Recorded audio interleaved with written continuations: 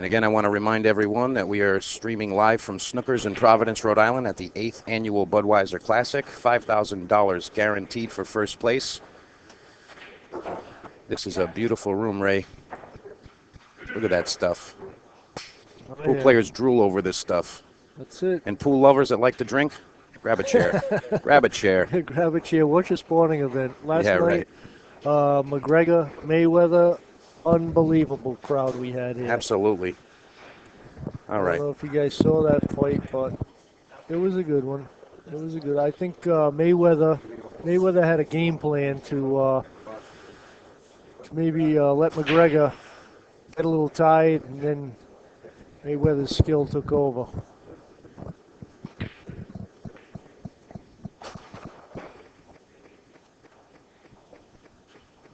I don't see Kevin at the table here.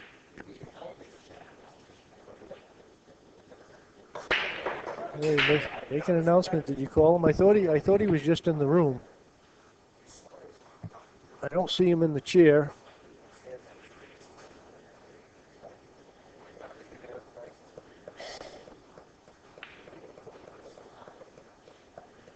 We have a possible 6 more flights to get through today.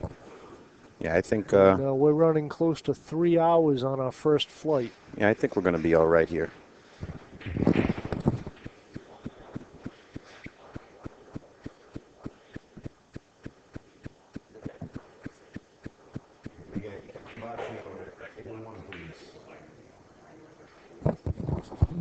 All right, he was just washing his hands. We're ready to go. All right, here we go. Action. Kevin Jackson. Bauccio, he decided he didn't want to go with the Lock anymore as a nickname. He reverted to train wreck. So let's watch the train wreck. Yeah, I congratulated him on winning his last match against Samut, and his response was, "Hey, even a broken clock's right twice a day." Just loved the way, loved the way he came in with it too. It's like, "Hey, bro."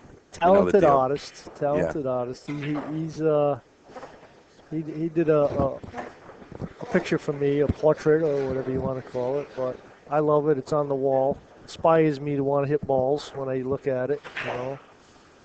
Ronnie Allery. Ronnie's a fixture here at Snookers. He's been coming to Snookers since we opened the old place, probably like 27, 28 years ago. That's pretty incredible. But I remember you were mentioning he rode his bike to Alaska. yeah, well, I mean, it's not a straight drive. I can tell you, it wasn't a straight route. Yeah. I mean, I'm picturing the poor guy on his Huffy, puffing and puffing, chugging along. Yeah, but no, and I don't know how long it was. It must have been months, just out there playing pool, riding a bicycle across the country. Yeah, that's pretty incredible. And the players knew him as Bicycle Ronnie. That was his nickname back. Bicycle Ronnie, huh? Yeah, in those days, that was his nickname. Or they also knew him by Rhode Island Ronnie. So Rhode Island Ronnie, huh? He went by both nicknames. Players knew him of his escapades on the bicycle. Called him Bicycle Ronnie. That's pretty awesome. I remember one time he came to Rhode Island Billiards. I had only heard stories of him. I never met the guy. This must be going back, let me see, I'm going to say close to 30, 35 years ago. The first time I ever met Ronnie, he came in, he was playing, got in a match, a race to 9 or 11 or something, 9-ball for $1,000 against John Fernandez. Oh, man. And John, at the time, John was one of the strongest players around. And I said, wow, this is going to be a great match. And John ended up winning the match. And the $100 bills that John got paid with had all rust on them. And really? I'm looking, I'm like, And I asked John, well, what's up with these bills? He said, well, when Ronnie paid me, he had to take the money out of the handlebars of his bike. Oh man. So that's where he kept his bankrolls. I guess you take the the rubber off the He'd handle. unscrew the handlebars, take the little rubber pieces off, and stuff the knot You in there. take the rubber handles off, and inside there is his bankroll. I want to ask Ronnie if he's got a bicycle laying around. He might have a couple knots chilling in there he forgot about. It's pretty. Yeah, that was incredible. the first day I met Ronnie. We're going to make sure we got our tunes kicked in. Yeah, why don't you switch over to the other system now? Absolutely. Because the balance on the volume was a little bit even. So here we go. Rand, he elects to break from the rail, which is a strong break to try to make that corner ball, the 2-ball. I don't know, I didn't notice if he looked at the rack, but that 2-ball actually went lower than it normally does. It hit the bottom rail, so he could have actually held up on the speed of that break a little bit more to make that 2, or he could have tried to move his cue ball in closer to the center of the table. That also would have helped that 2-ball get to the corner pocket.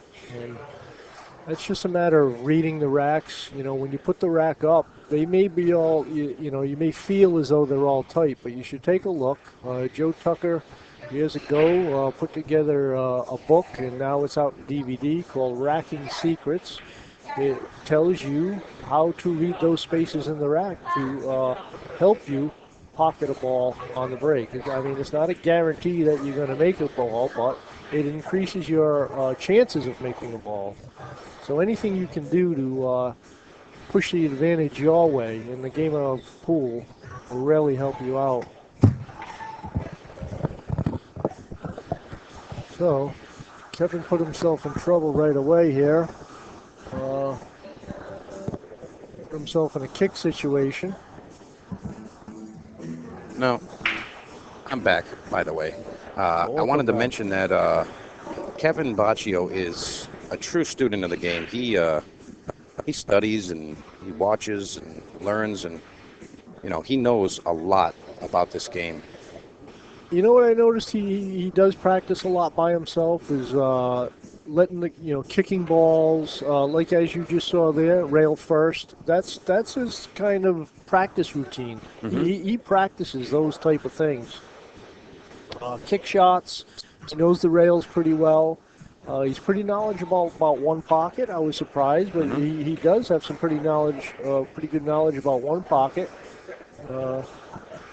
I'm sure the players down in Connecticut, I know Bobby Hunt, good friend of mine and of Kevin's. He probably learned a lot from Bobby because Bobby was a really good one-pocket player. Sorry that camera keeps going out of focus. That just happens to be, it's picking up the motion of the player and it auto-focuses. Kevin elected to push the 9-ball out of the way there. He wasn't comfortable guaranteeing the hit on the 3-ball, so he wanted to just move that 9-ball out of the way. Pending he gave Rand ball in hand.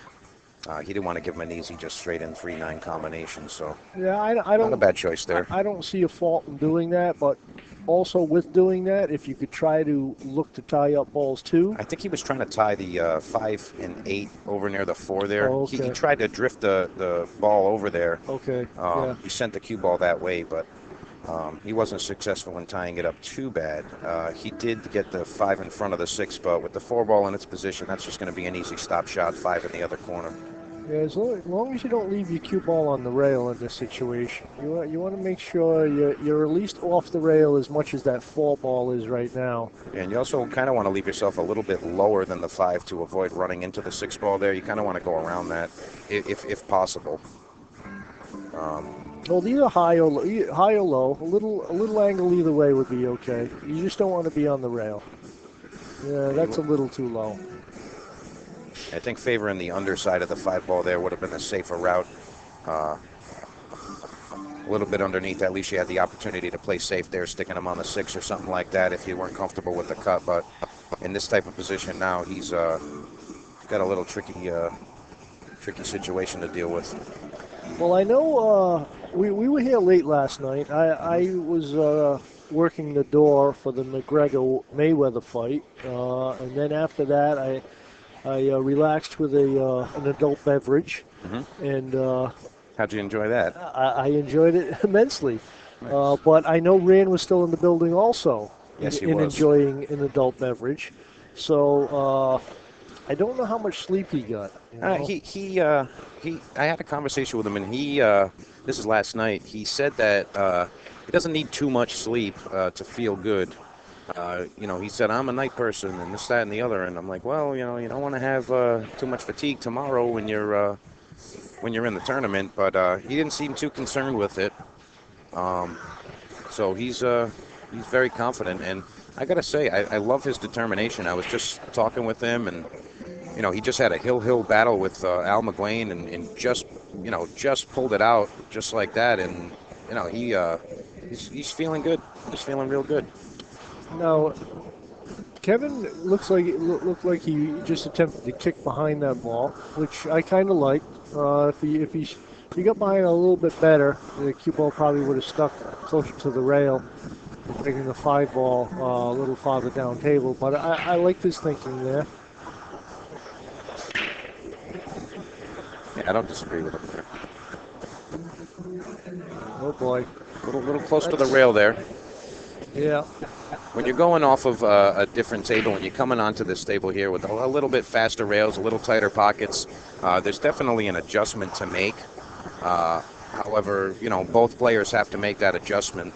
So Let's see how he's seen him today. I tell you what, that was pretty sporty right there. That was a nice shot. very, very nice.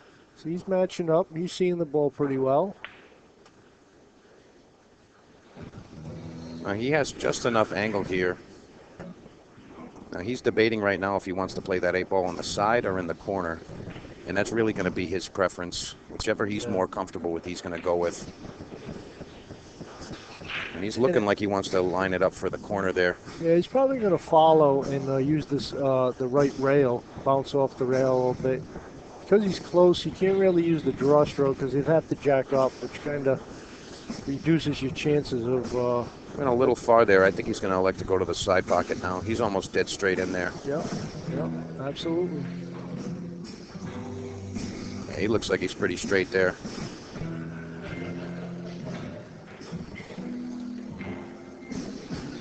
Just going to hit square into it with a little bit of right English. Pop it right in there. He's square on the 9.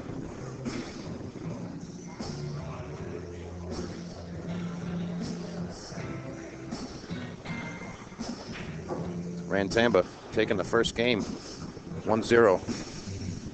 Kevin Bauccio is going to come up to break.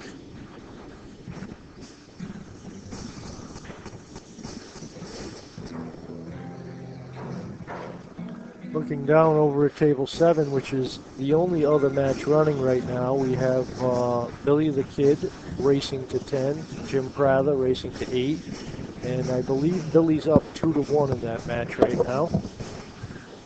Looks like Mike has to walk away again. I think we're having audio issues with our music playing in the background. For some reason the volume levels seem to keep raising on us. Not sure if that's just because of the particular song that's playing or what it is, but this is kind of the 3rd or 4th time that Mike's had to go adjust that. I'll tell you what, Kevin, that was unfortunately, I didn't pay attention to see if Kevin actually looked at that rack to see how that ball was breaking, but that was an excellent break, controlling the cue ball. He pocketed the ball. Oh, it looks like Kevin had a pretty decent spread here. Yeah, he went straight into the rack, controlled the cue ball. He didn't really overpower it, so it looked as though he read something out of it, and I didn't notice if he actually inspected the rack to try to read it. Again, Kevin being a true student of the game, he's familiar with all of those racking secrets and spaces and things like that. He knows what he's looking at. Yeah, no, he does. Absolutely, he does. Yep. So, I mean, he might just be comfortable with his technique of racking that it looks like he's going kind of quick, but he knows what he's doing. He's no slouch there. I mean, obviously executing things is really what it comes down to in this game, but he definitely has the knowledge. he definitely has the knowledge. Yeah, I think you're. Let's see how he approaches this. I mean, he actually has a chance to bank this in the side pocket, or he's just going to play a straight out safety.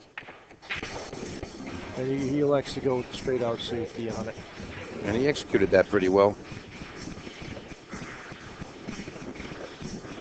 Now I see Rand just going with the a standard one rail kick, sending the 3 ball up by the 4 ball through the 4 and the 5 there. I mean, there's not really a cut and dry reward there, but he's just got to make sure he makes contact and hope for the best here. He came out really good. Look at this.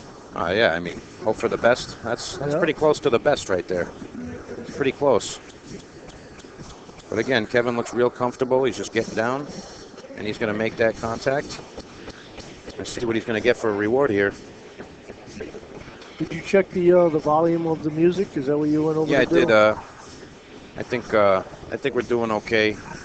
It's a little inconsistency with the power amp there, so just going to have to deal with what we got here.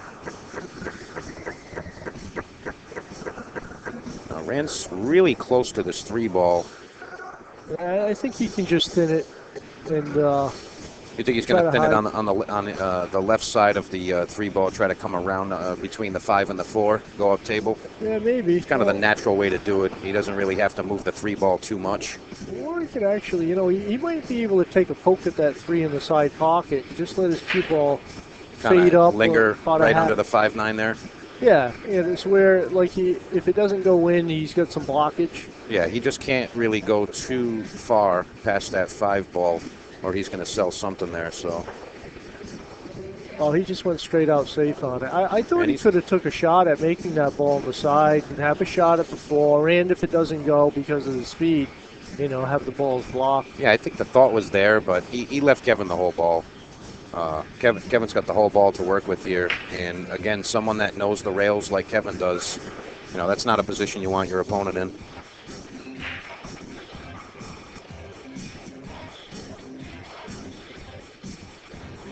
I think Kevin's looking for something. Not sure what he's looking for. Might be not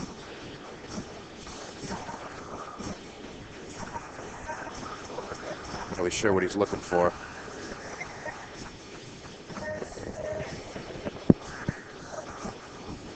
Not really sure what's going on here. I think we might He's be looking going for a to tip tool or something? I don't know. Well, it looks like we're going to a full-length cue for a jump reason. Yeah, I mean, do we need to go over that ball? I really don't think so. I really don't. I mean, it looks like he's got the clear hit on the ball. I mean, he might be blocked just a hair, but he borrowed a full-length cue. My guess is to try to jump the edge of this 5 for some reason. Yeah, he's going to try to jump it. He's going to want to 2-rail bank it underneath where the 9 is, and try to leave the cue ball somewhere above the 4 ball. I think that's the 2 lines he's looking to execute here. He made contact there, but not sure what he's going to get left. Well, most things are better than ball in hand. So Ranulf Tamba back at the table. Well, back cut this to the bottom right corner pocket. Either fade your cue ball forward, play the 4 ball to the top, or draw. He goes for a safety, but catches the edge of the 6. I think that was just a little adrenaline there. He went a little bit fast. Yeah, he wanted to just slide by, let that ball slide by the 6, put it behind the pack there, but didn't pay attention to the line.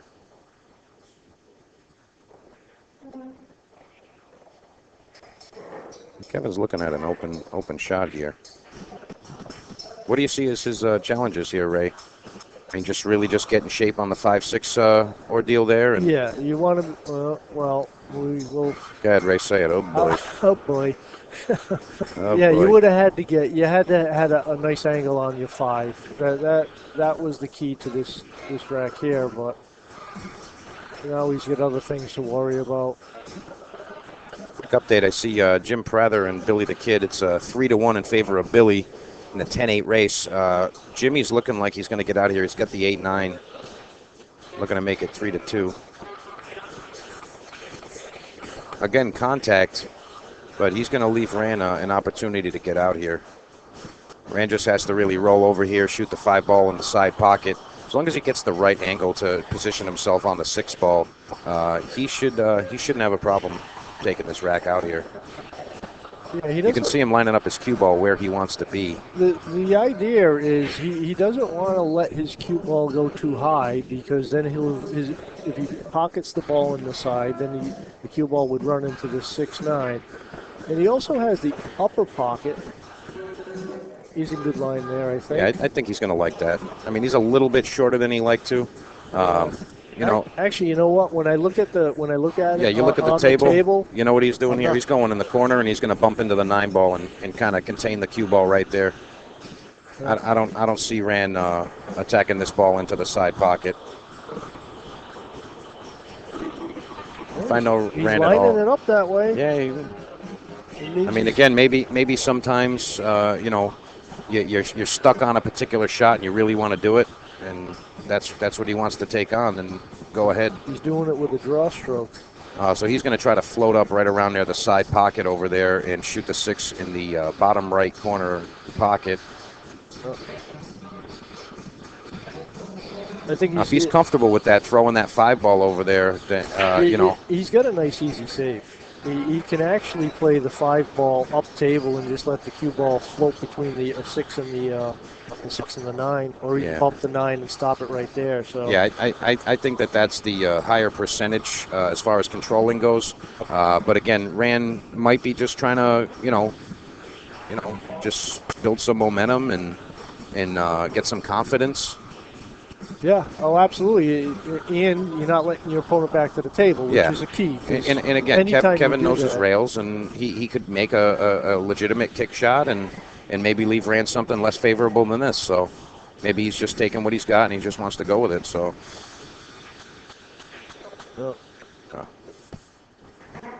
I was reading a post by Mr. Phil Capel.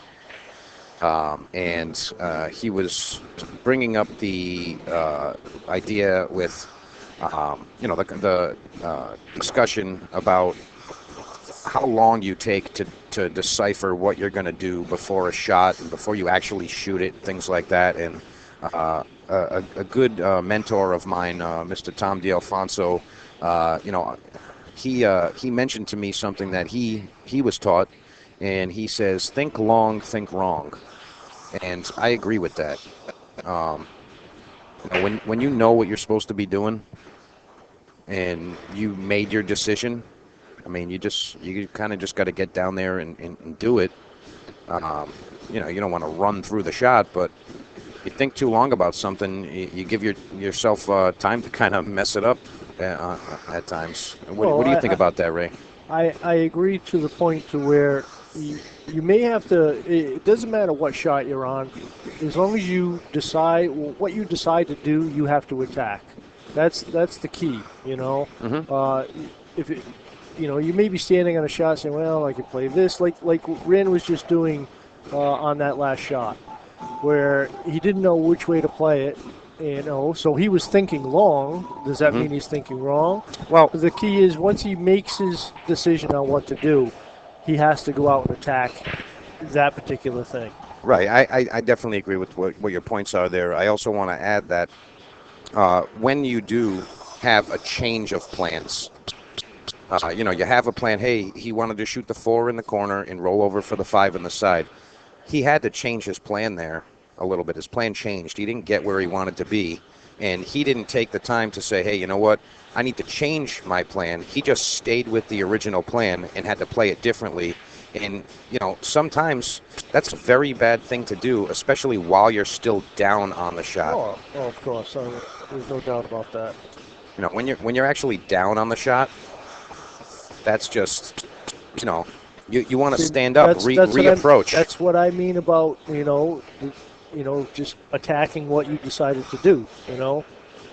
Yes, you have to get back up, reset, get down. If you decide to go a certain way, you just got to let it fly. Yeah, I mean, if he had decided originally that he was going to play the 5 and say the corner, maybe that would have been a different outcome there. But again, you should really try to adjust while you're up, assessing the shot, not while you're down and holding your cue, prepared to shoot the shot. I like that kick shot Rand just came with. Yeah, huh? Now, is he going to have a piece of this ball? Does he have a piece there? I think that's what you kind of call fully eclipsed. Now, yeah, he might be able to get to the edge, but he might have an edge. I don't see anything really good coming out of it. But I tell you what, if he kicks that right, that 6 might have a chance to carry him to the side. Yeah, that's a good point. I also see that 7 ball traveling. So looks like he's shooting right at the 6. And he did not hit that 6 ball.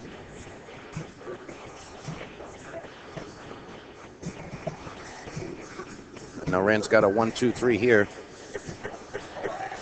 Take your time, assess the situation while standing. Once you've made your decision, get down and execute.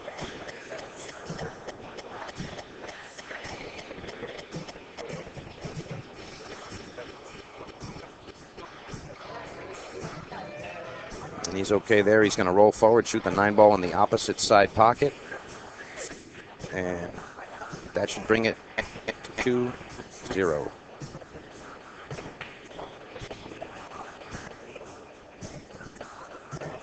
He overrolled it. He overrolled.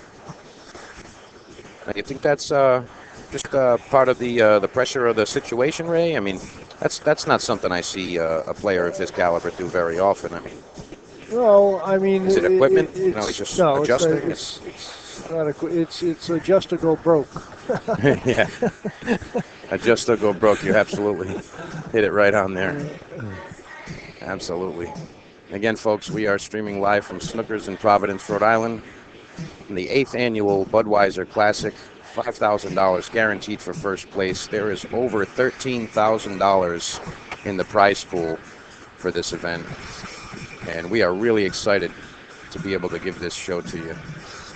Yeah, the qualifiers for this event started in mid-June. They ran on Saturdays, 7 Saturdays during the summertime. This weekend being the finals. But you had to actually finish first, second, third in your division in a particular qualifier to make it to this event. This isn't an event you can just pay an entry fee to. Yeah, that's another thing about this event. This is technically a tournament filled with winners because you had to win to be able to even play. You can't just walk down and say, "Hey, I want to play in the Bud Classic this year." Right. You got to earn it. And I like that. I like that type of format. You can't just walk in and say, "Hey, I want to be in this tournament." Well, earn it, bro. Well, I can tell you what, for room owners out there, this is a big key, too, because say you're adding a certain amount of money to an event, like Snookers Budweiser added $5,000 to this one event. A lot of tournaments or events held in pool right now are one weekend. That $5,000 was spent in one weekend. It was given away. Right. But with this type of event, we get 3 months of players coming in here. Yeah. We had 7 weeks of qualifiers, and that's really the product of that money being added. That same $5,000, right? And it's spread over a 3-month period. And if you add up all the players that came in for this event, we're just about over 400 players. You can look at it as 400. Add up every qualifier and the final event. Yep. You're over 400 players for your $5,000. Yeah. Instead of running a $5,000 added and you're getting 60, 70 players to show up, you turn it into a 400 players. Yeah. That's in my opinion extreme value. You're actually getting your money's worth there. You're really extending that dollar there.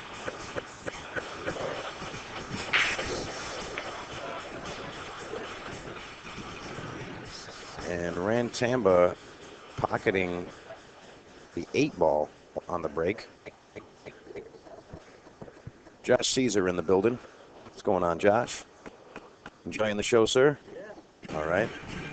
Spectator. Where's Josh come down from? Josh, where are you coming from? Over in the Fall River area? Fall River. Fall River. Yeah. He's Straight Shooters chapter. Okay. Right? Straight Shooters chapter.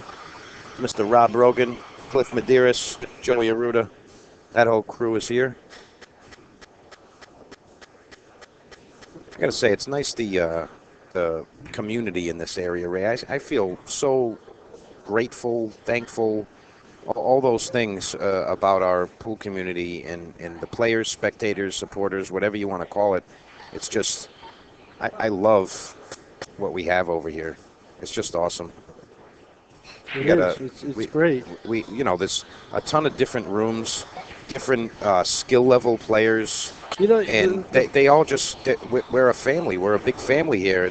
Cousin Josh and Cousin Cliff over there, and absolutely Uncle Ray, and you name it. I mean, it's really just a beautiful thing, and I love it. I'm very grateful. And today we're at a family reunion. Yes, yeah, that's it. Yeah, the 8th annual Bud Classic reunion. Let's bring the boys together and have a little day. Exactly. And these are things that we get to look forward to. It's almost like when you're in school and you know that there's going to be the big field day or something like that. Like this is one of those things where you're like, oh man, it's almost here. Hey, it's here. Everybody's here, and you get to see all the friends and family that you haven't seen in a little while, and see who made it through the qualifiers and wish them luck, and it's just awesome. I love it. But very grateful. To give you a little update of what's going on table number 7, Billy the Kid just went up 4-2 against James Prather. Jimmy Prather, he's sticks and stones. Sticks and stones. Danny Milligan. And I wanted to mention Joe Dupuy wanted to give a shout to Jimmy. He's rooting for you. Billy is obviously a close family member here, but. Well, Excuse me 1 second. Now that you just said that, I would have to give a shout out to Billy's mom, Nancy. She's probably watching somehow how William is doing. So, hello, Nancy.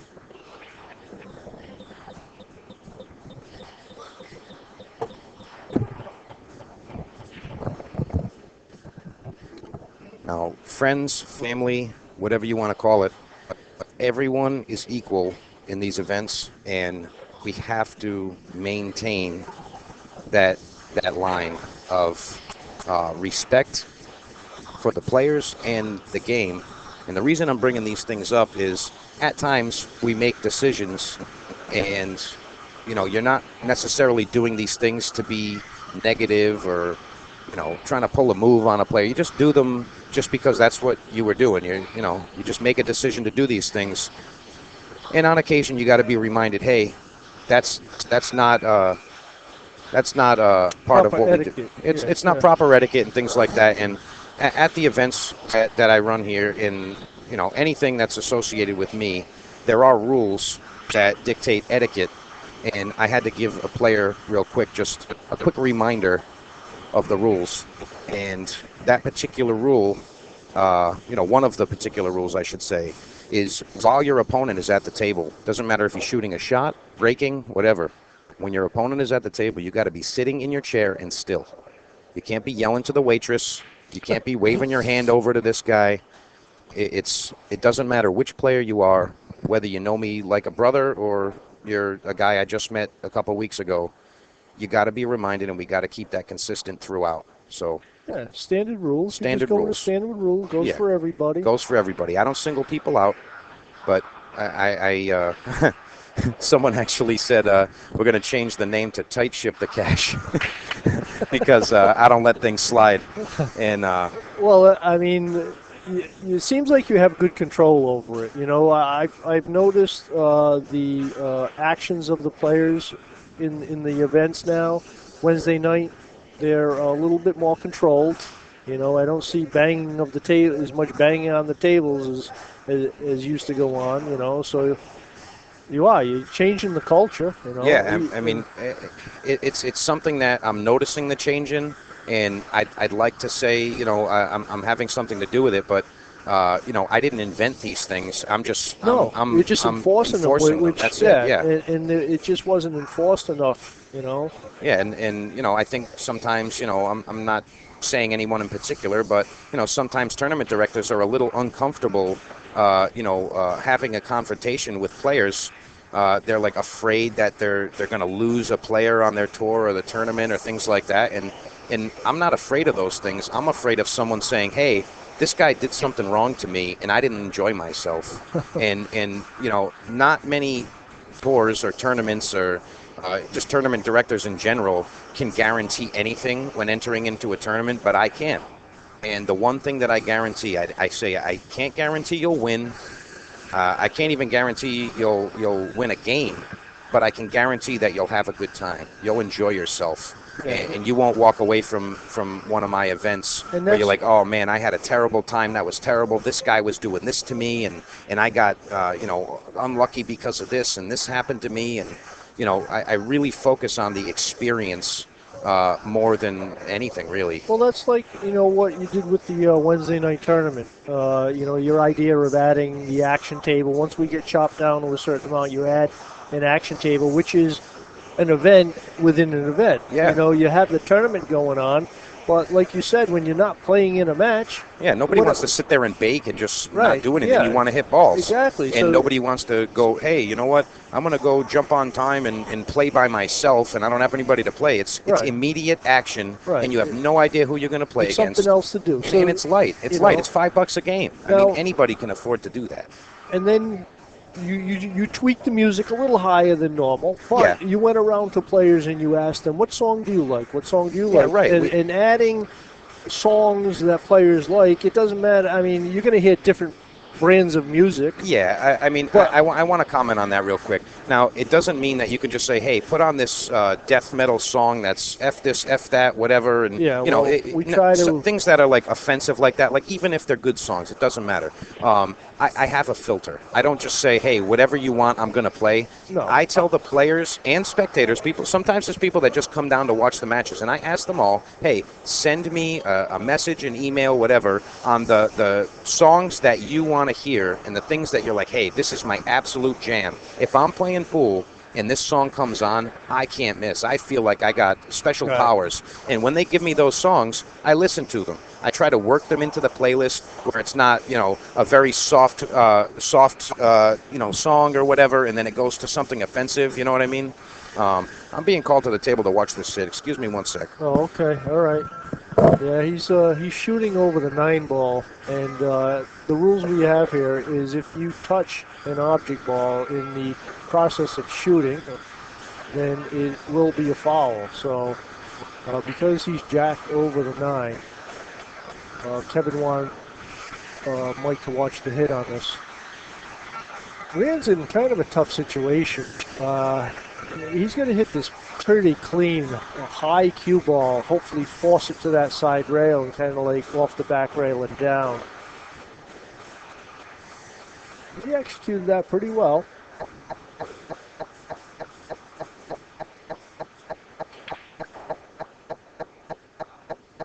Now he's just going to make this ball, that's all.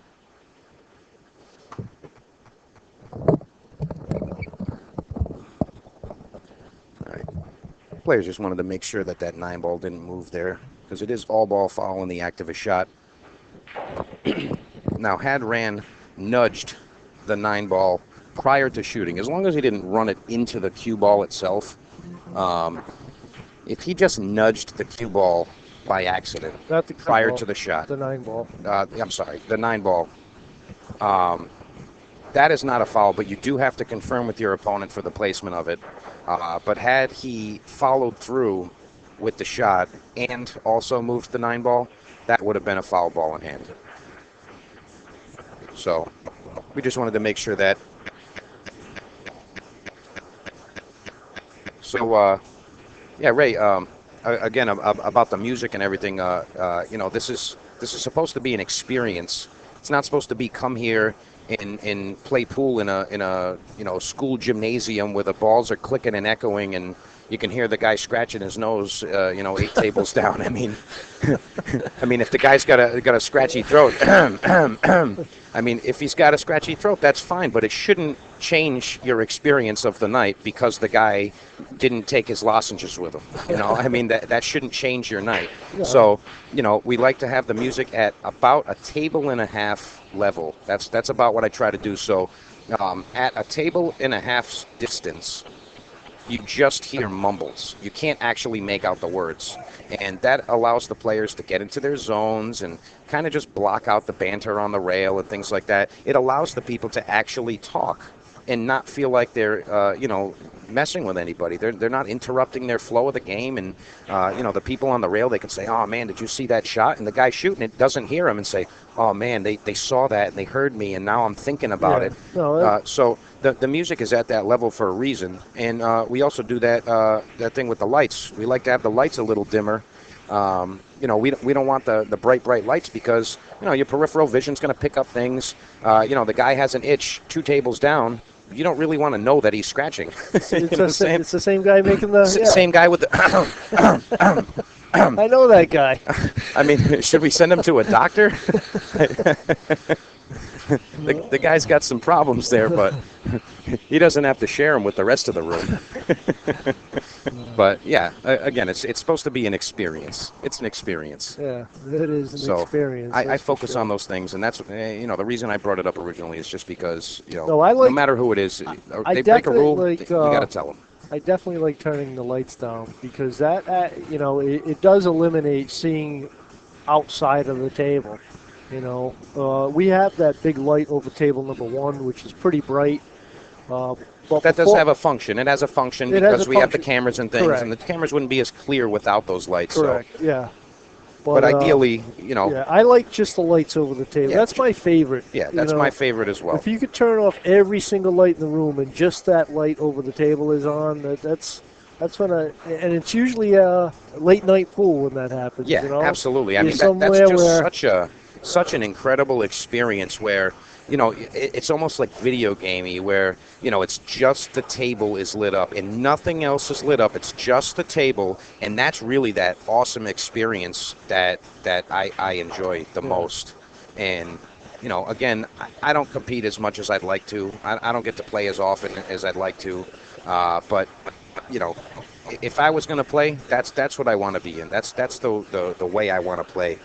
I want to really enjoy myself and just really be engulfed by the game. I think that's the way I'd like to say that. Just get completely engulfed by the pool and, really just dive right in, So, Rain could have hit that one a little bit better. He should have been a little closer on the 3. What do you think? Is he going to stroke this and try to stall on the 6 ball for the 4 in the same pocket, or is he going to try to roll this, hoping to just let the ball drop and accept the shot? I think he can draw into the 6. I think he's looking to draw into the 6 and then shoot the 4 in the same pocket. And he did. Yeah. Very nicely executed. The 6 ball did come up a little bit close to the 9, so it's going to take away a few of his options. However, if he just kind of stops the cue ball, maybe roll forward a little, he can cut that 5 in the same pocket, try to come on that line between the 7 and the 9 off that far rail, and he'll be able to pocket that 6 ball in the side. What do you think, Ray? I'm seeing the 6 ball to a corner pocket. The corner pocket where he's standing? Well, I don't know where he's going to shoot it, but it's all depending on the angles he picks right now. Mm-hmm. This angle that he picks now will determine where that 6 ball is going.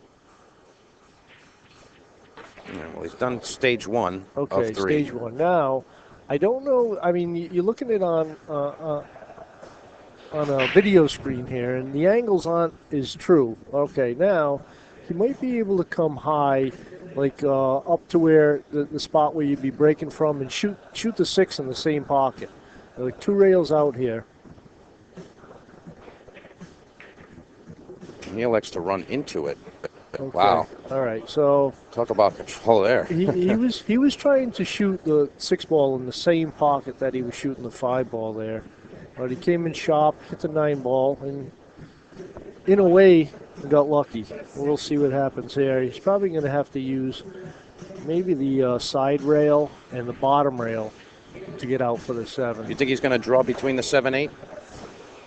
I don't really think he can go that. I mean, he might be able to go that way. I think it's more of a follow shot. Yeah, two I agree. rails Now that I out. see it over here, I agree with you there. Yeah, he's just going to kind of roll the 6 ball on the side, come 2 rails and shoot the 7 and hopefully the same pocket.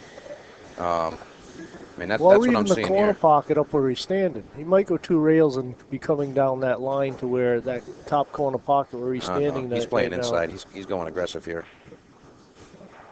Oh, okay. And that was his that was preference. fine. It was a little high, but preference, of course. You got to go with preference. If you're not comfortable with the shot, even if someone says, "Hey, this is the best way you're supposed to shoot this shot," well, guess what? If you don't like to shoot it that way, don't shoot it that may way. not right. Don't Well, shoot it. And you know what you're supposed to do at that point? You're supposed to take out your notebook, and you got to write down, "I'm not good at this shot." I'm not good at this shot, And so then- I shoot it this way. Well, no, you write it down because now so when now you you go wanna to go practice practice that. Yeah, that's what correct. you do. You know, you You got know- to take notes on yourself. I'm glad you mentioned that. I try to give advice to some of these players, especially the up-and-comers, and they keep practicing the exact same things. They break and shoot, break and shoot, break and shoot, and they're not doing anything different.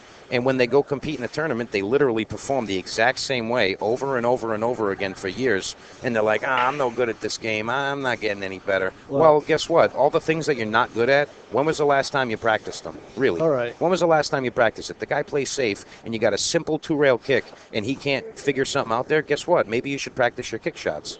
Right. Hey, exactly. I have a 9-ball bank to win the match, and I can't bank it even close. Well, guess what? Maybe you should practice your banks. You shouldn't just go out and fire balls in just because you like it and it's fun. If you want to compete in this game, you got to practice the things that you're not good at. Well, I mean, that's what you can actually get out of racking the balls and breaking and try to get out. Now, as you're trying to get out there, you're gonna be faced with those two-way situations. You can play it this way, which is hard for you to do because you're not comfortable with it. But it may be the better way to go.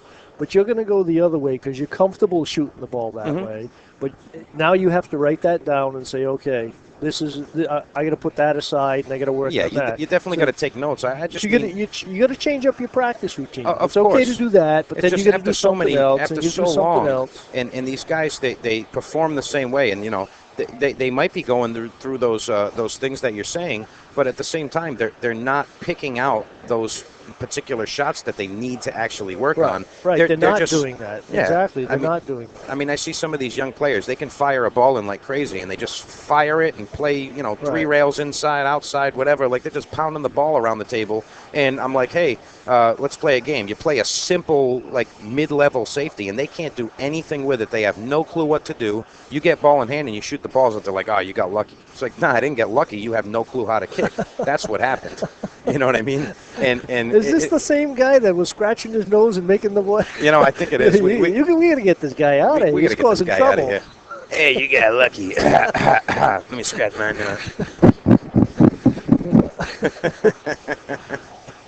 But no, really though, if you want to get good at this game, and you want to feel like a competitor in any situation, you got to take your notes, do your homework, and practice the things that you're not comfortable doing.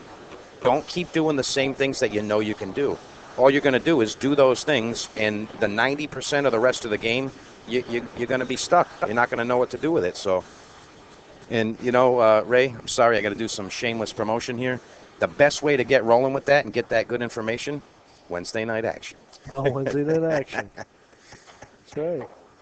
Hey, call me biased, but I'm not lying to you, folks. There's We there's got something beginners going to on here. Yeah, listen, there's always beginners to something. pros. Exactly. You walk in, you want to play a little $5 game with somebody. You can match up with somebody You here. can do that. Yeah. Absolutely. And if you're afraid to seek it, we'll try to find it for you. Yeah, if you don't feel comfortable walking up to people and asking, believe me when I tell you, if you want a game, I will bet you double that I can get you the game. Whatever you're looking for, we got it here. We got it here. All right. So we got another one going up on the board for Ranulf Tamba. What do we got? 4-0. We got 4-0. Kevin's looking to catch his breath here a little bit. Obviously, he's just a little bit uncomfortable there. I mean, I don't even want to say uncomfortable, but he's just a little out of his game right now. He is absolutely a very tough and strong player, and sometimes the situations. I mean, really, he might not be 100% at fault considering the score. I mean, there's times where the guy misses a shot and he just keeps leaving you something tough, and that's the case sometimes. But I'm sure that once Kevin gets a little bit more comfortable, we're going to see a little bit more out of him. But can't take anything away from Rand. He's playing pretty solid, and he's very determined. He hasn't shown any type of emotion at all, really. Have you seen any facial expressions from these guys? Are you paying attention to that stuff? Well, not at the moment because we got in our little conversation, but we could try to get back into the action of the match here. Now, let's see where Rand's breaking. He's going to the side there. Okay. Okay. He's going right on the line. Obviously, there's a runway on the table there. There's a runway. Yeah, there is a runway. You're trying to make the 3 in this situation. Rob, you taking off? Okay, thank you, sir. Rob Rogan heading out the door. Have a good night, sir. Rob was one of the qualified players in this event. He was eliminated yesterday, but he definitely shot pretty strong. So, giving an update from over on table number 7, the score is 5-3 on the wire. That's in favor of Billy. William, yes. William the Kid Lena. And Rand pushed out there. All right. Not sure what the factor is there. Looks like he's going to give it right back to him. I have a feeling that I might be asked to watch this, considering the 6 ball is that close. I could be wrong. I think we could be using an 8 ball as a blocker here. And that was very well executed. Yeah, that was. Keeping that cue ball close to that object ball closes up those angles. Now, what do you think? We see Kevin doing 2 rails here? We were talking about Kevin in practice, always practicing kick shots. Yeah, I mean, he's a favorite to hit this in a favorable way as well. Yeah, his best chance to make the hit and get a safety out of it is to go 2 rails at it. Going 1 rail at it, it may cause separation, but I like the 2 rail a little bit better. The 2 rail gives you a little bit more of an option, but he went right around it. So I couldn't tell you right there if that attempt was the 2 rail or the straight at it. I got to say, I think there's just a little bit of heat on Kevin right now. He's starting to feel the heat of the lights and the pressure, and he's down in the match, and this is a pretty large purse tournament, so there's some good cash up for grabs. We kind of pumped him up on being the guy for kick shots, and he just didn't really put much calculation into that one. When it comes down to actually executing during a match situation, I mean, anything is liable to happen. It really is. Absolutely. Anything's liable to happen. So I'm not trying to take anything away from Kevin's game there. I mean, both of these guys are very, very strong competitors. Well, that will open the door for you right there. Yeah, there it is. When you make an error, give the guy ball in hand, and then he does that. He says, maybe his run of luck is over. Your luck's run up, pal. Billy would be saying, man overboard at this point. Cover me, I'm going in. Well, yeah, that's what Rand would have to say right now. Cover me, I'm going in. Again, if you guys are in the stream chat, we'd love to hear from you. Let us know where you're tuning in from, what you're thinking of the tournament. I mean, basically, anything you want to say, let us know. We're here to listen. And and he is going to leave the open shot there. Yep. Looks like we're going to be seeing a draw stroke here. Uh-oh. I think we're into player timeout. Player timeout. Yeah, we moved into player timeout. So, in that case, we're going to go over to Jim Prather and Billy the Kid. We are in a double timeout. We got timeouts on both sides. William is not in the room at the time. Where's William? So, this might be a time for us to take a little timeout. I'll be right back.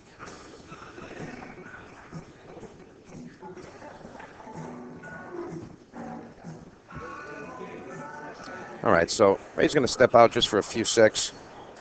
I'm going to hang with you. Again, if you're in the chat, I think I see a couple of familiar screen names there. I'm not sure if you have your sound on. I see Tommy B, Tommy Bertrand. What's up, my man? Can't wait to see you return to the room. Hope you're doing well, bro. See, I think that's Mr. Glenn Philly. What's up, bro? Let's see any more. NJ Pool Player. I think that's Troy. Troy, is that you?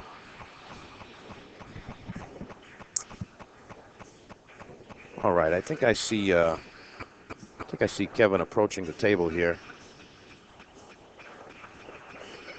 Just taking a couple of laps real quick.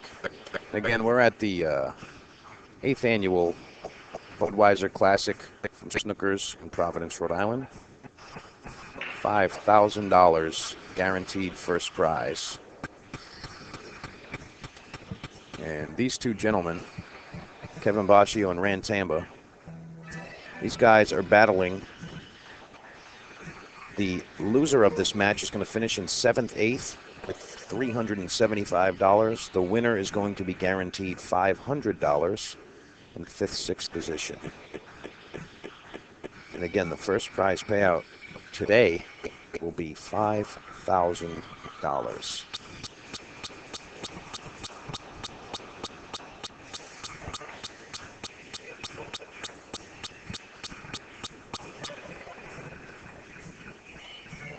All right, Kevin's looking at this here.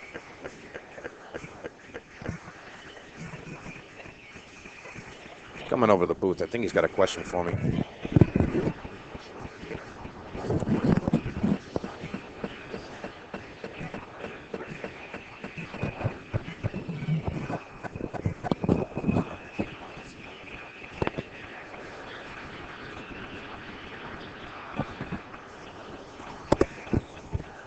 Okay. All right, so we're still waiting for our players to return here. Bear with us.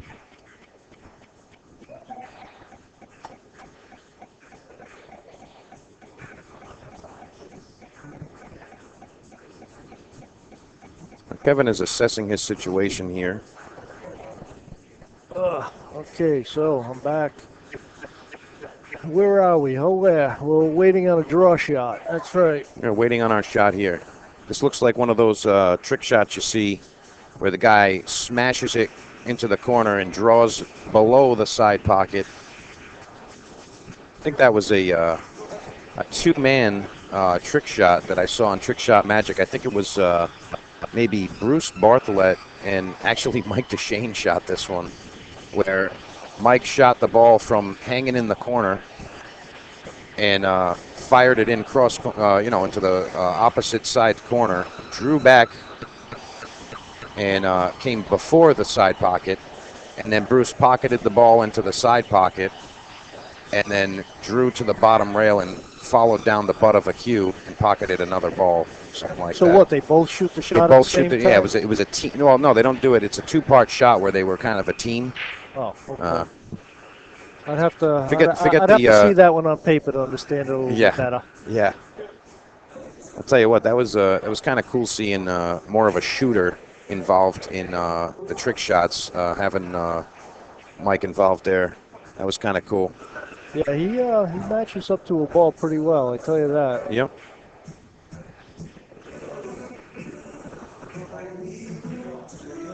There we are, Snookers. That's our bar there. That looks so peaceful compared to what we saw last night. We had the Mayweather-McGregor fight here, and that was wall to wall. You could not walk through there. Standing room. Matter of fact, we had standing room only outside in the parking lot because we have an outside patio, and I'm going to say we're 7, 8 deep of people standing in the parking lot watching that fight last night. Okay, also, we have our party room. In that part of the room there, we can curtain off tables. So if you're looking for 1 table, 2, 3, we can accommodate pretty much anything there. Curtain you off. You have your only little private space. We have buffet areas. If you want to have a private party, you can call us up, set it up for you. And then we have our tournament room. This is where the action happens. This is also New England Pool and Billiard Hall of Fame. And looks like we're back in action here. Kevin's stepping up to the table, going to execute this draw shot been waiting on. And he executes.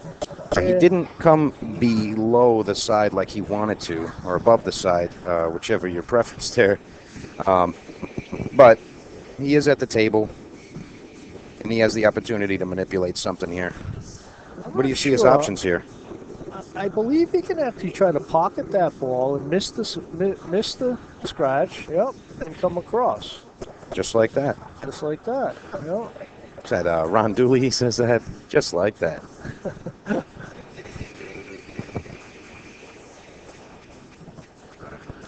Kevin's faced with the 5 ball coming down the table there. Yeah, I don't know if he's going to shoot it with inside English and maybe he's going to bank that ball. Wow, he just went out and attacked it. Well, he was committed to what he was doing. Anyway, he shot at it. I would have had to take a second look. I was thinking, cut the ball in, use some inside English, maybe you bump the 9, you hold it for your next ball there, the 6 ball. Oh. Now this shot here, he's going to pocket the ball, play a little inside. Or he's just going to come straight. I mean, I don't think he wants to be too high above the 6 considering the speed of the rails. He wants to be able to stay down there for the 7. Yeah, you're okay getting kind of straight on that 6. The thing is you don't want to be straight on the 7. So I think that'll be okay. Yeah, that'll work out. He's fine. Now, see, I like being high on the 7 ball and cutting the ball in and coming straight down my line to the 8. Some guys like to draw. They'll stay under that and draw up to the 8. But he left himself straight, so now he's gonna power draw straight back. I can see him doing that. Oh, of course, but he could have made things so much easier not getting straight on that ball. Well, maybe we should write that down. Take these notes for these guys and stick them in his pool case. Stick the notes in these guys' pool cases. From a distance, and when you're not actually in the match, it's so easy to see a lot of these things. But when you're involved in the game, it's extremely difficult to notice. Oh, absolutely. Like I said earlier, I got here early today. He tried, and because he got straight, that happened. And he did come out fortunate there. Wow, look at that. He's got a piece of it.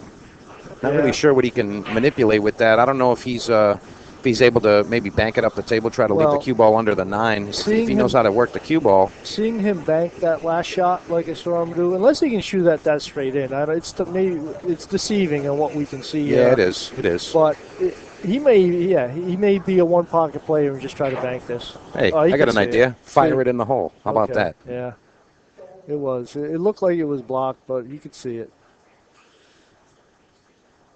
It's too bad he got himself a little funny angle. Yeah, he's not feeling it right now. I've been there. I was going to say that. I got here early today, and I grabbed the table, was hitting some balls around, and I said, now I remember what it feels like to be lost on the table. Yeah. I said that to you earlier, Yeah, I think any player's been there at one time or another, and and if I was out there, I'd be doing the same thing. So. Rand says, "Hey, what happened? The table's broken." Someone moved the pocket. I think it was okay. Sylvester the cat slid the pocket up. Now this is a 3-rail around. Just make the ball. It's almost natural. Well, he could have done that a little bit. He could have left himself a little bit easier. But once again, just focus on the shot. Focus on the task and execute. And Kevin Bauccio. Pow, right in the kisser. Pow, right in the kisser. Kevin gets on the board, making it 4-1 in favor of Ranulf Tamba.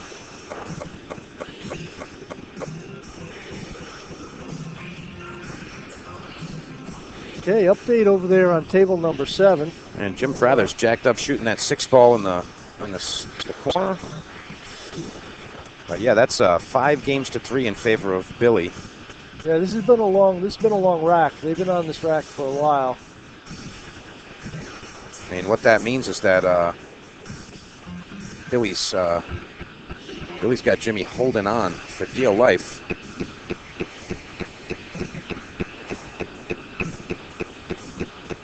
Here's the man right there. Woo!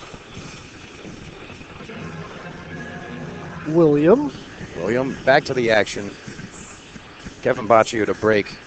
He's trailing by 3 racks in this race to 8. It's 4-1.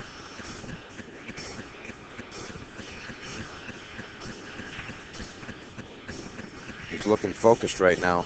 I think he's trying to slow himself down, to be honest. He's not trying to work the cue ball too much. He's just trying to let the balls do what they want to do. And he's trying to make those mental adjustments at the same time. So I don't think Ran is at the table, so we might still be in a holding pattern over here. So we're going to switch over to table 7. it's a nice shot up. Billy You're climbing showing the his table. flexibility. Billy's been at the gym all week, folks. He's been working on his abs and his chest. And boy, is he making progress. Okay, Ran is making his way back to the table, so we're going to switch back. Sorry about that. Just to let you know, Billy did make that 7 ball. And that looks more of a Kevin Bauccio style right there. Once again, I wasn't paying attention to see if he actually looked at that rack. But he broke it pretty well, I would say. He made 3 balls. And he's in control of the table, but wow, he's just not feeling it. He's just one of the, just struggling. I'd really like to see Kevin come into his game during this match here. We've definitely seen some good shooting out of him all weekend. His last match, I mean, he played unbelievable. Playing Sam on Sam. I mean, he's such a strong player, and Kevin was locking him up. Safe here, kick here, bank here. He was giving him some trouble. Well, I mean, that's where, Kevin's been looking pretty successful with his artwork lately. So he's been putting a lot of time into he hasn't been on the table as often as usual. I know that. Yeah, so you're going to have those streaks where one set you dialed in, the next one, you're playing billiards. Yeah. So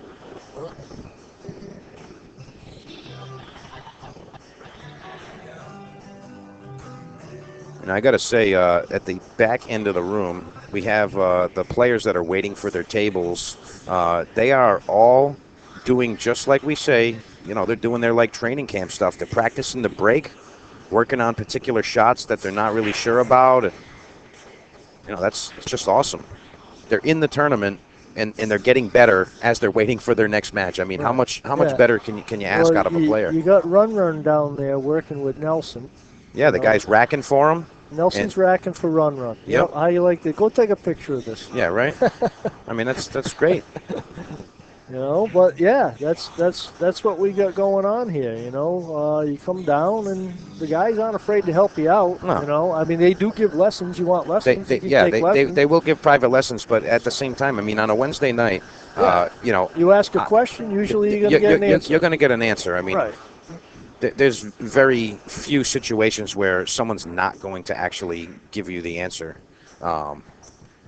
But I actually witnessed Nelson Oliveira, great pro player. He was playing a woman who's a beginner player, and she wants to get involved and she wants to become part of the group here. And he was helping this woman while he's playing against her in the tournament. he's saying, I played you safe right here. You're going to have to hit the rail right here, hit it nice and easy, try to lock me over here. And he's trying to, help the girl beat him. Right. And, I mean, a guy giving free information like that, I mean, you really can't, you can't see that very often. Yeah. Oh, boy. Oh, boy. Oh, boy. Stray's catchphrase there. I say that way too often when I play pool. Yeah, well, again, folks, if you want action with Ray Mack, now's the time to do it. Do not wait. Do not hesitate. Now is the time to go. Yeah, and I've actually been trying to get back into pool a little bit, 345, we have Anonymous. What is the score of Prather? Okay, it is 6-3 in favor of Billy the Kid. Yeah, that's Billy a got 10-8 out. race. Yeah, Billy got out on that last rack. Okay, Rand pockets just pocketed the ball. Yep. Goes up 5-1. No stress. Again, folks, we are at the 8th Annual Budweiser Classic at Snookers in Providence, Rhode Island. We have $5,000 up for grabs for the first place prize. Broadcasting live. You said it, bro. Broadcasting live. Look at that. This is just an awesome room, Ray. I love being here. This is what you guys are looking at is some of the artwork that Mike comes in days before the event, and he throws up pictures and he puts the graphics up that you see. And we went through these rooms before with them, and like I said, the McGregor Mayweather makes that look so peaceful right now. That was great. If you can imagine the sea of people that we were looking at last night, it was, oh man. All right, so now picture this. I did commentary yesterday about 5:30, 6 o'clock. I had to go to the door, and I was the guy collecting the money, putting wristbands on and everything, right? And then during some of the undercards, a couple times the pay-per-view was flickered and then went black, and the place goes, you know what I mean? Like, oh yeah. And I'm like, and everybody turns to me like, he's the guy that got my cash, He's the guy. Yeah, that's the guy. For a minute, they all wanted refunds, and they're all looking at me. I'm like, oh boy. But it did come back on. It was a scary moment, though. Let me tell you. Call the leg breakers. That's the guy. He's got my money.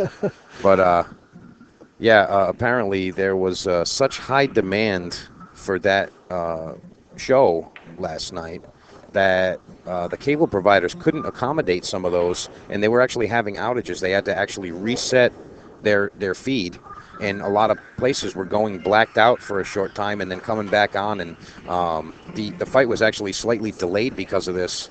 From what I heard, and you're right. They delayed it a little bit, and they just kind of dragged out the talking and things like that, and they did that to make sure that everyone's feed was back up and running before before they began the fight. So that would have been something serious to deal with if they weren't able to weren't able to show that fight. Imagine how much they would have had to deal with. All those people very, very upset that they paid all that money to get it. Yeah, it was a $25 cover. That's that was the most we've charged for a fight, but it was such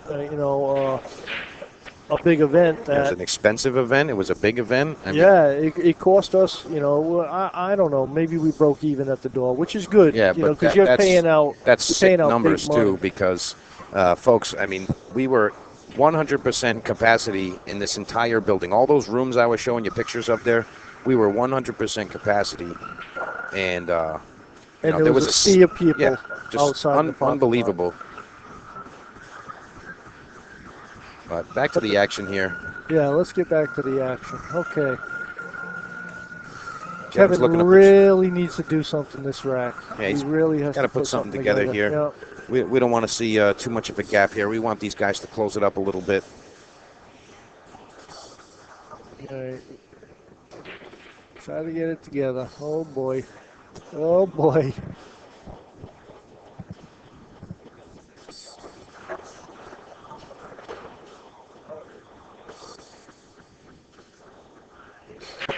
Okay, it looks like William over on table number 7, Billy the Kid, just won the last game, so we're looking at a 7-3.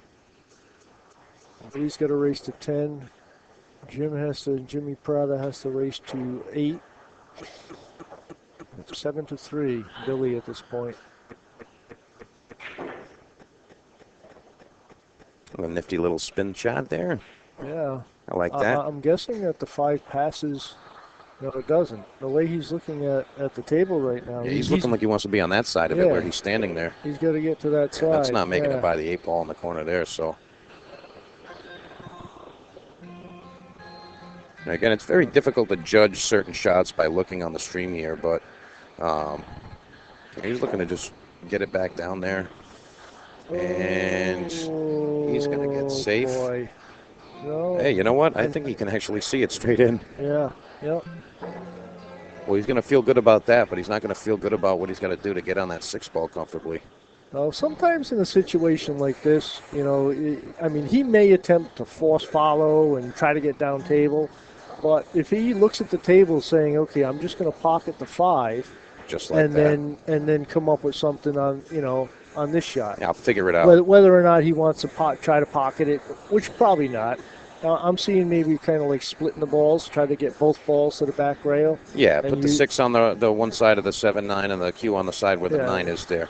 That's somewhat of a containing shot, and speed control is huge. You know, you really have to control that. Yeah, and you know, multiple times throughout the weekend on this table here, we've noticed the players misjudging the speed of that rail there. That was a good shot. Look at this. He's going to use the 8 ball. Wow, that was a really good shot. All right, we like that. Now, I'm not sure, but I think I see Kevin coming up with something pretty significant here. Well, I don't think we're going to be able to call what he's about to do, so I'm just going to let him show us. I kind of like, if it's possible, kind of like 2 railing that 6 down. Okay. Oh, wow. See, and there you go. There you go, baby. And he's not even flinching. Take a deep breath, Kev. So you get out here.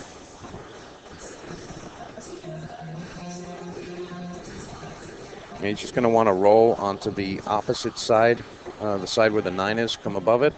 Well, he's going for the combination here. Yep. He's going for the cheese. Oh, look at him. Look at him. He's creeping up on that shot. Look like a cat ready to pounce. Yeah. Uh-oh. I got to creep on it one more time. Yeah, 9 ball. Get over here. Here you go. There you go. There you go. Yeah, train wreck, he says. Train wreck. Showing some humility. He just got to get a little bit more comfortable. He's had quite a few chances at the table here. He's had his opportunities here, and you know, he just needs to get himself a little more comfortable, and we're going to see some things.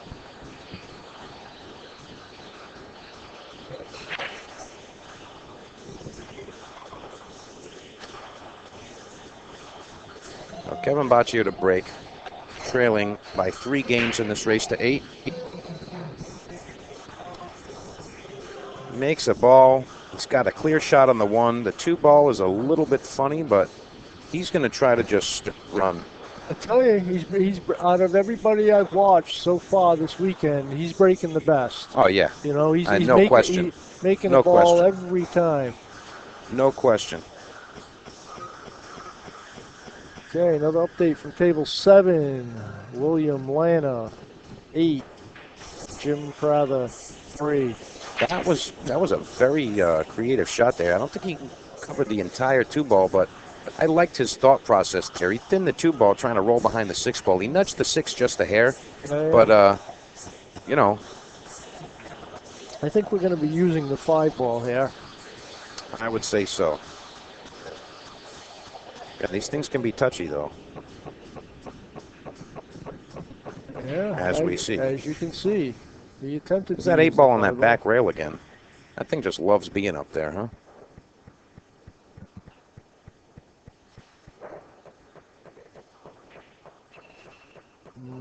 Just loves it.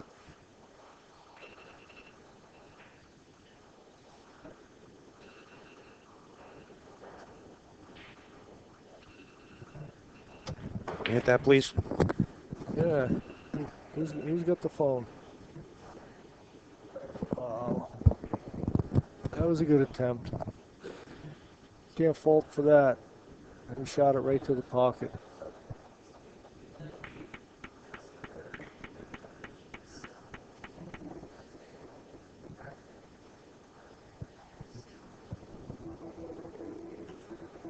Okay, I'm just checking out the folks on social media sending some love our way. Well, I tell you, that ball is so deep in there, it's hard to get easy shape out of this. And he's looking to hit that point right there and come straight down. He just Let's say that again, Ray. against the back rail. He wants to catch the point that's on the bottom rail there. It's not really much to catch there, too. I mean, that ball is really in there. It's kind of a thin cut, so he's going into the left side of the 2, and he wants to kind of bounce straight back. And I like that, but he didn't judge the bounce enough. I think we're going to see him put some spin on this and just kind of accept hitting the 5 ball. Yeah, no, he's okay with that. And he's just going to go underneath there. I'm going to give a shout to Patrick O'Connor. Thank you for the love. Glad you're enjoying the show. If you guys are in the chat, let us know what you think.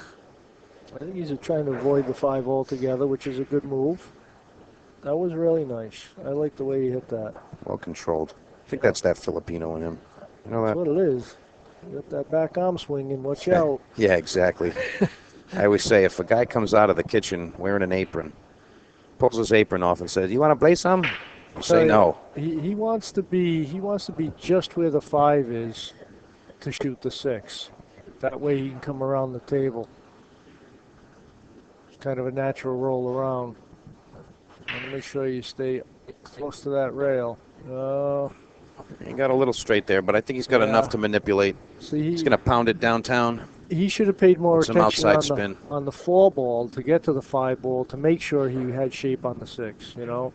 Yeah, he's got enough angle here. I think oh, no, he can do it. He could have just made it way much easier. It's not like you can't do it.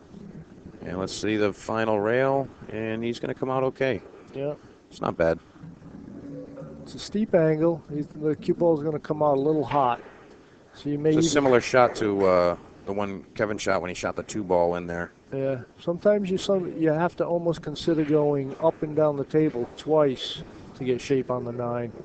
You know, sometimes if you try to hold it, you think you can hold it, and it's just and it just doesn't work for you. Especially on the faster equipment. Sometimes you just got to let it go. He's going at it. I think he's going to attempt to hold it. Oh no! Oh, see, now he did attempt to hold it.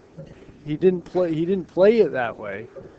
But that was the play. If he had a little bit more speed there, I think he would have been okay. Well, that's what I'm saying. Yeah, he was trying to hold it there. He was trying to hold it, and this is the result instead of letting it go. I mean, what do you think? I mean, is he going with the bank here? He's just got to go in with the bank, try to keep the cue ball low? No, I think you're better off trying to cut it in. Cut it into the side pocket nice and easy? The only, I wouldn't go easy with it, because if you hit before the pocket, you can go up table with a save. I'm just worried about the cue ball coming. I think you'd want to, pay attention to the cue ball quite a bit there, but looks like he's going with the bank shot. That's what he was lining up here. Yeah, actually looking at the table, I think you're right.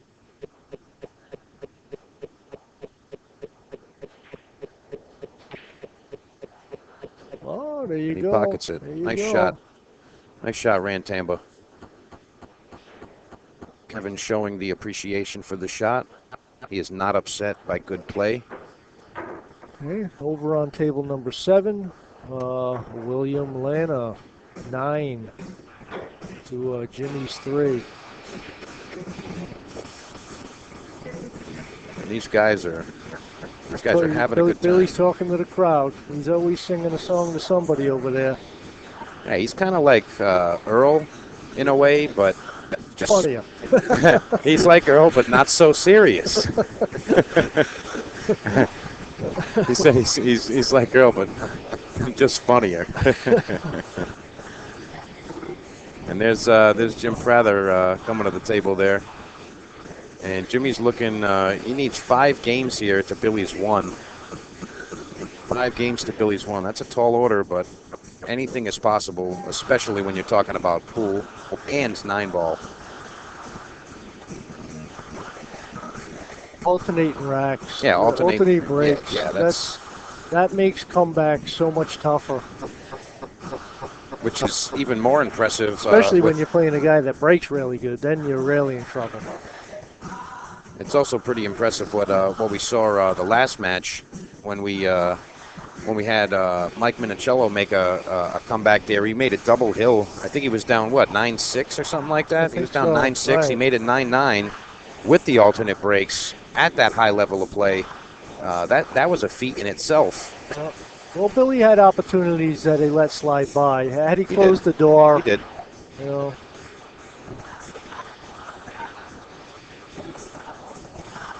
And I made sure he's really having trouble racking here.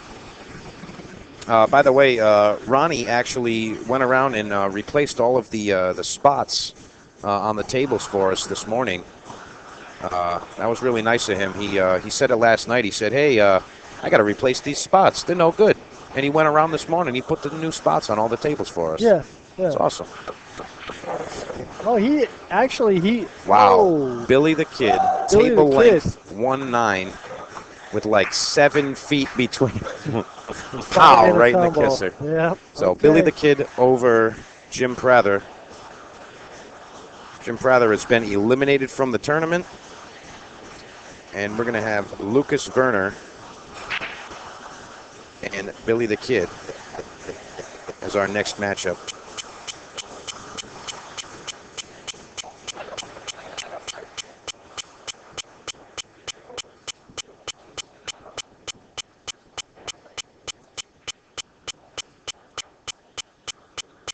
Okay, all right, so yeah, so back to this.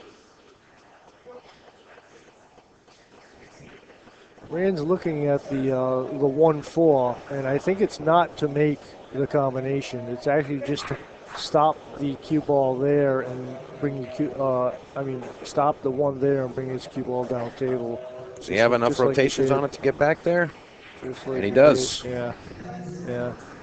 But he did come close to pocketing that 4, although that was not why he looked at that angle. Yeah, that was not his intention there. If it was, we'd have to check what he's drinking. If he gets behind this ball, I thought he might be able to get behind it and make it 4. He hit the ball twice on his way down there, so. Got some Ozzy Osbourne in the background.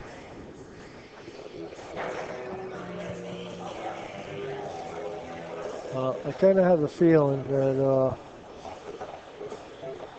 that 8 ball is close enough to the pocket where he may attempt a combination. I think that's what he's lining up for right now. Whether he actually executes this or not, we'll see. Well, he shot it.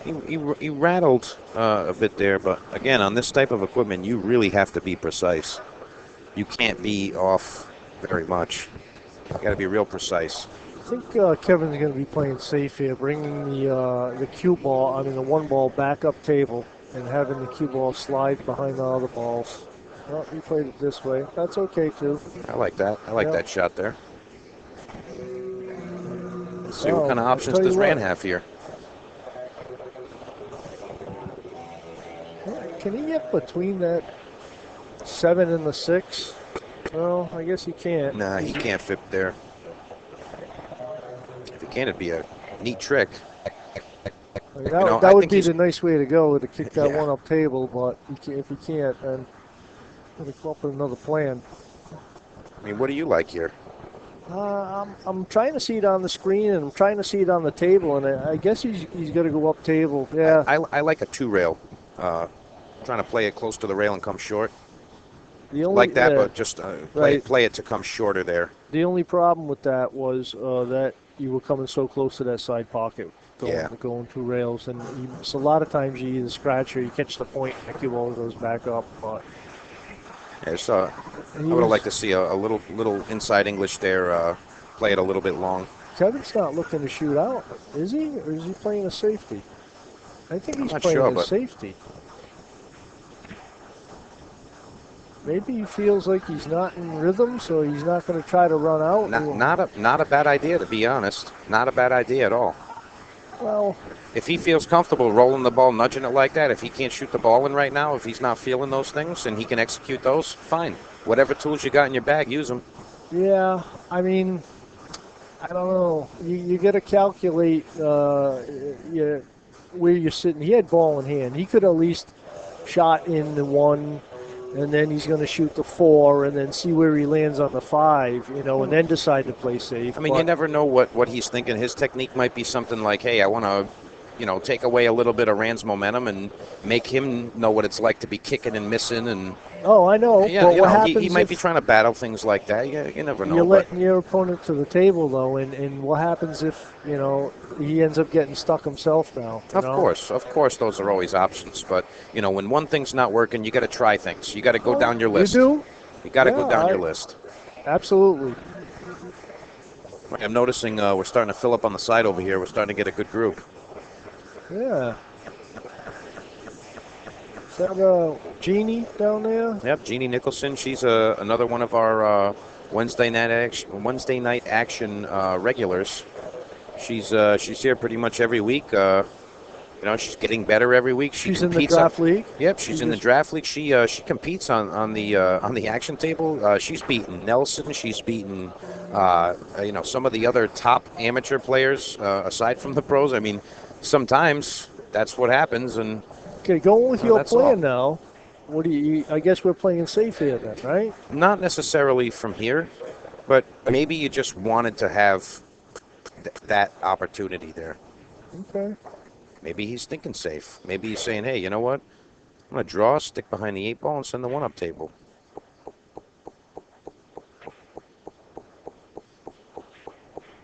And all right, he lets Rand know that he's on 2 fouls. I kind of have a feeling that Kevin's going to call somebody to watch your head. I have that feeling, but at the same time, this is going to be pretty obvious in my opinion. I mean, no, I know, but you never know. Call me crazy. I don't want to see that 9 ball anywhere. And that's going to be ball in hand. That's a win. Well, he succeeded. That is a W. In his attempts to win this game. Trainwreck takes another game. Trainwreck, a.k.a. Kevin Bauccio. KM Runout in the chat. That's our guy, Kerry McAuliffe. Well, there you go. I guess it's tough to criticize success, right? So yeah. I mean, what are you going to say? Hey, you know what he should have done? Not won. Yeah, okay. Well, tell me another one, pal. You got to win the game, and he did. Tell me another one, all right? Tell me another one. All right, now let's see what he's doing on this break. Because I tell you what, he's making balls. Yeah, he's just popping that corner ball right in. I mean, that's knowledge for him right there. That's the knowledge. That is the best break I've seen in this event so far. Any matches that I've had a chance to watch. You know, I think that the main difference there, it's not how he's hitting it, it's that he knows how to rack the balls properly. That's what, yeah. Well, it's a combination of both, because you got to know how to. Wow, look at what he comes with here. Good for him. Again, if he's not pocketing balls right, hey, I'm going to lock you up over and over again, and I'm going to destroy you in that way. He said, hey, I don't have to pocket one ball, and I can still win this set. What do you think of that, pal? What a feat that would be, huh? Imagine that, a guy wins a set, never pockets a 9-ball one time. I don't know if I've seen that one. I don't think I've seen it either, but then again, there it is, ball in hand. All right. Kevin said, hey, watch this. That worked the first time. Hey, watch this. Again? You think so? Yeah, he just going to keep playing cat and mouse. That's okay. I don't disagree there. Well, I tell you what, that's what he's looking to do. Not sure what he's thinking here. He's looking to maybe thin it and go 2 rails behind the 6-ball or something. Yeah. I don't know if I agree with that one. I think I would have liked rolling behind the 8-ball. It's a bigger pocket to hold the ball. But again, if you're comfortable with it, go right ahead. And he's successfully blocked the ball again. All right. How do you like this? I mean, why not? He's going to win the entire match on saves and not pocket another and not ball. pocket a ball. You say, hey, you know Yeah, what? I The missed ball's not enough. falling. You know what? Fine. I'm not pocketing. I'll just miss on purpose and make you give me ball in hand and then the win. How about that? I don't disagree. Why not? You know what? It's entertaining. Let's see what he can do. Another miss. There we go. Another. And you know what? If it keeps working, why stop now? Oh man, I don't think I've ever seen this before, but folks, this is pretty cool. I like this. All right, so now we're gonna put this in the arsenal. If you can't make a ball, why keep shooting them? If you can't make a ball, don't. Why would you? He's gonna play the same shot again. I don't disagree here.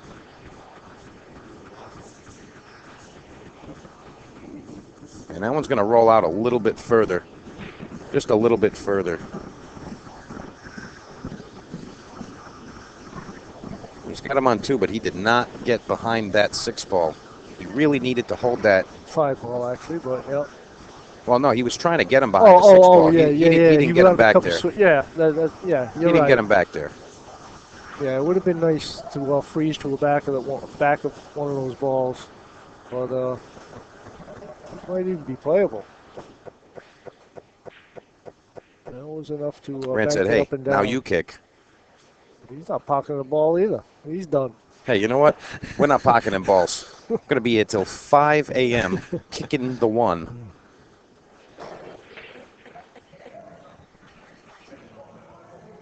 Well, okay. All right, well, Kevin opened up the rack here, so he's throwing caution to the wind here. He's going to say,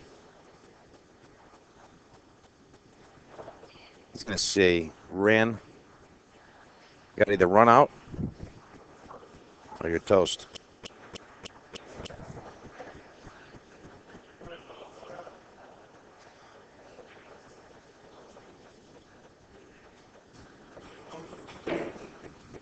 He's going to come a little bit low here.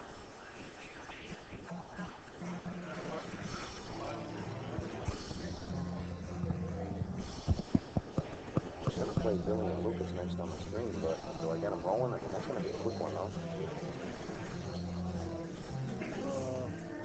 Assuming these guys are done. I'm going to put Billy and Lucas right here. Yeah, Lucas is going to shoot fast. So yeah. Play them next year, right? Yeah, that's fine.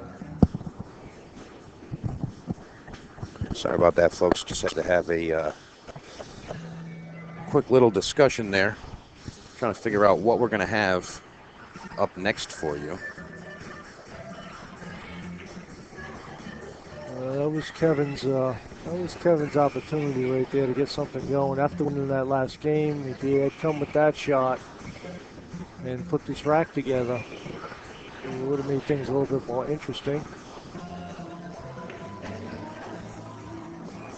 Rand's just going to take a look, and that's one thing that Rand does. He does take a look around the table at his possibilities, what's out there for him, make his decision.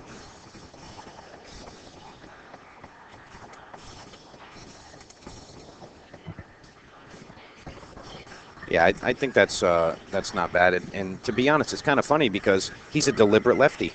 You know, it's usually not something that you see in a left-handed shooter. But again, you know, he is deliberate like that. But then he can come with the power. So looks like he got a little straighter than he wanted on this. I think he's going to have to he's got to go off that back rail. Or the bottom rail, if you want to call it bottom rail. he's going to try to come down to shoot that in the side. Not a bad option. Fine. Yeah. Tough to see if he had that much angle on it, but I guess he did. Now, he doesn't want to get stuck behind this 9 ball here, and that's what he's trying to figure out how to avoid. Comfortably, he wants to play outside English here, but he's going inside. He's got to play the inside here. Yeah. It makes the shot a little bit more difficult to pocket, and he makes it clear past the 9 ball. He's looking okay here.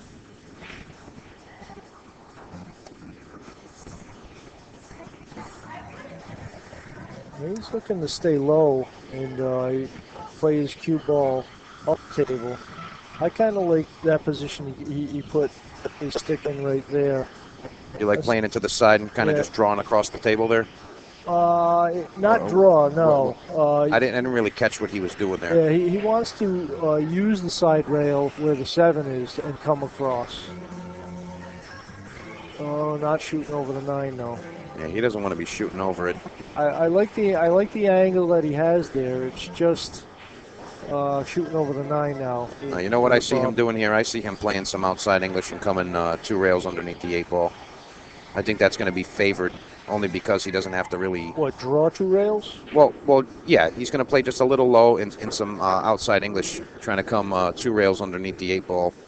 I think that's a little helpful because he doesn't have to contend with the 9 ball as much. His cue's going to be on the side of the ball. Well, I think he's able to come straight across, right on that line. As high as that 7 is, just go straight across.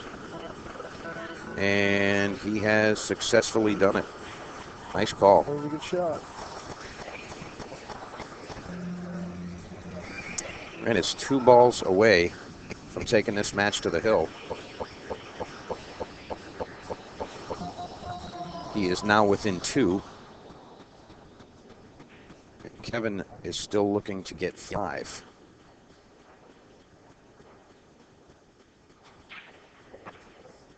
Success.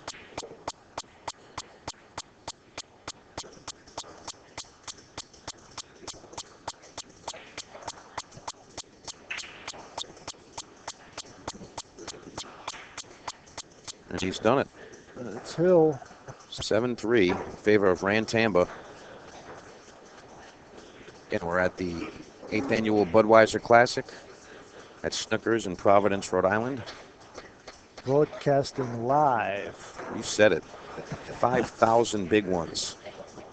$5,000, Polly. What do you think of that, huh? I don't know. What do you think of that? Not many tournaments around that pay $5,000 first. I mean, there's a few. And well, I tell you what, I'd have to think of them. total purse is about $13,000. A little over that. A little over that. And 13,300, 300, or 400, something like that. And some players only had to pay $20 to get in. Yeah, you tell me where you can get that action. I don't think that exists. Well, anyhow, good luck in your league play.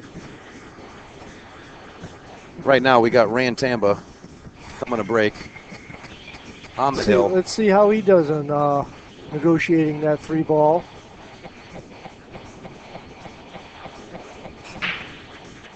Wow, he negotiated the 8 ball. He held back on that too, and the 3 ball went really low. So those guys are forcing that angle that way to the that back sweet rail. Speed, yeah. There's that sweet speed, I think, but very rare for sure though, Kevin has been breaking the best. He's got the best break period. I don't think I've seen today. anyone. Yeah, absolutely. I haven't seen anyone break that well either.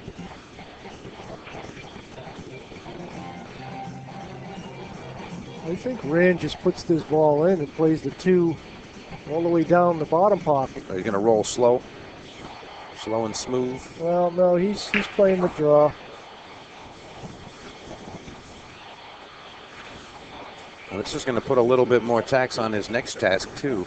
I kind of liked your idea, just rolling above the 2 ball there. Yeah, and it's far enough off the rail where it's not too touchy. I mean, you can make that ball.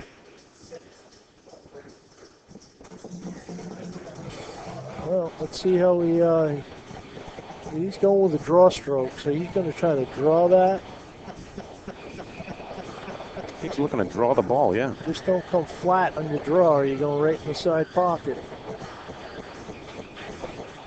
Yeah, he snapped it. That was a good shot. That was a very strong shot. Yeah. Ranulf Tamba showing he's got moves. Yeah. He shot right through that cue ball. A lot of times you're a little hesitant. You hold back and your draw comes out flat. It doesn't come sharp like that. Get there. And you go right to the side. I can't get it. But not this time. I guess he's going to have to settle for a 5-9 eventually. Yeah, it seems that way. Came up a little short. Just a little. What has he got for options here, Ray? I mean, he's kind of just got to I tell you attack what. that? I tell 5'9" you what. or?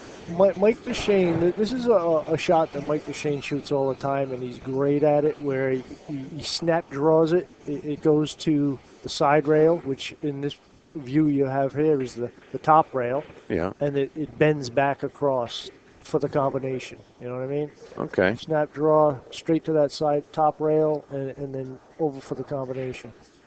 All right. But Mike shoots that really good. I don't know if that's how Rand's going to attack this one. Well, he is Filipino, so. Yeah, he's queuing up low on it. There it is, right there. Like the Shane Jr. Mike bends down. He's two strokes that shot. Yeah. You know, he just sees that shot. Good. All right. Ray Tamba looking to take the match down with this 5'9" combination.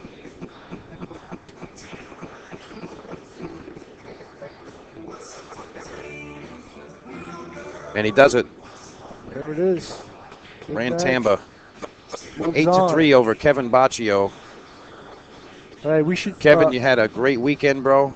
Great shooting. Good luck to Ray Tamba in his next match. And we're going to end this recording.